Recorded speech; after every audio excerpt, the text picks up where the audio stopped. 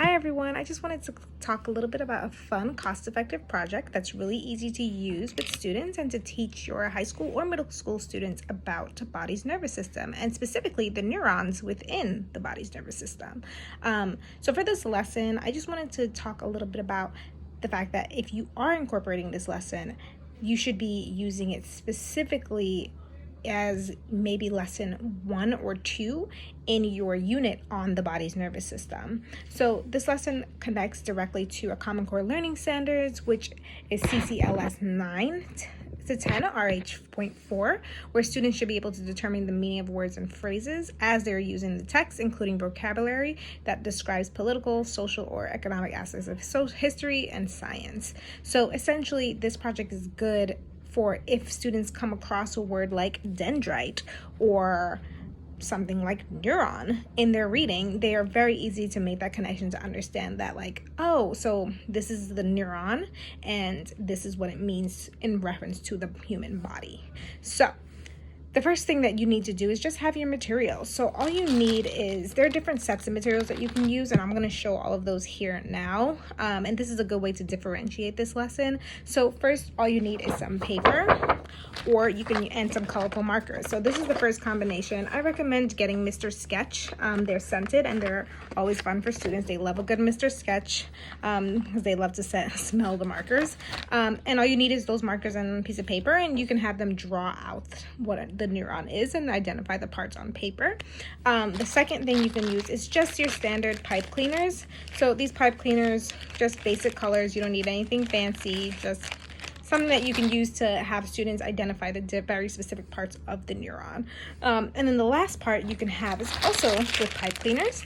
And I would also recommend getting beads. I don't love these beads. I would say maybe get something that's not two-tone. So these beads, as you can see, I'm going to show you one. So this bead is like a purple Y, and it has a white background. I don't really love that, so I would say get a solid color bead, and also maybe something bigger so that students aren't losing and dropping all these tiny beads everywhere.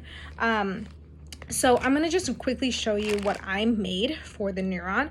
And I decided to go with the third option, which was the beads and the pipe cleaner. So here it is. This is the neuron. And students essentially want to make sure that they're using the same colors to mark as the dendrites on the neuron. So like I said, this should be your second, maybe third lesson, and students should already know what the parts of the neuron is. So that is your dendrites, which are the little legs that come out of your cell body, which is the center. So as you can see, I chose the green pipe cleaner, and I used beads that have green letters on them for the cell body, just to like have that matchup happening. And you also have your axon here, so I kind of made it squiggle a little bit so they know that it's the axon, the thing that moves. And I also made that one color. And then I also added the synaptic terminal, which is at the very end of that part there of the axon. And yeah, students should be able to know that this is what their neuron is, and this is what it should look like at the end of the project. This should only take maybe about 10 to 15 minutes to make, and I would recommend that you break your students up into groups of 4 to 5 people so that they work together, or they can work alone in groups and then share with each other at the end as a way to assess whether or not they made the neuron the correct way. So if their partner is able to say, oh, these are your dendrites, this is your cell body, this is your synaptic terminal, then you know that you were successful in this project. So yeah, that's basically it. And I would say definitely use the time to have your students work together. They can also do this over Zoom.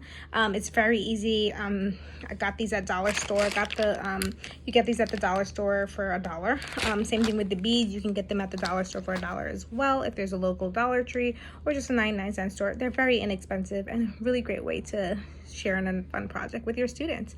And then they have like something that looks like a little project at the end, a little spider, some students might say. And what teachers can do that's also really fun if you are in person for your classrooms, you can use your bulletin board and like make an outline of the human body and have all your students hang their little neurons all across the body, and basically essentially create the nervous system. So yeah, I hope this was fun, and thanks for taking a second to look.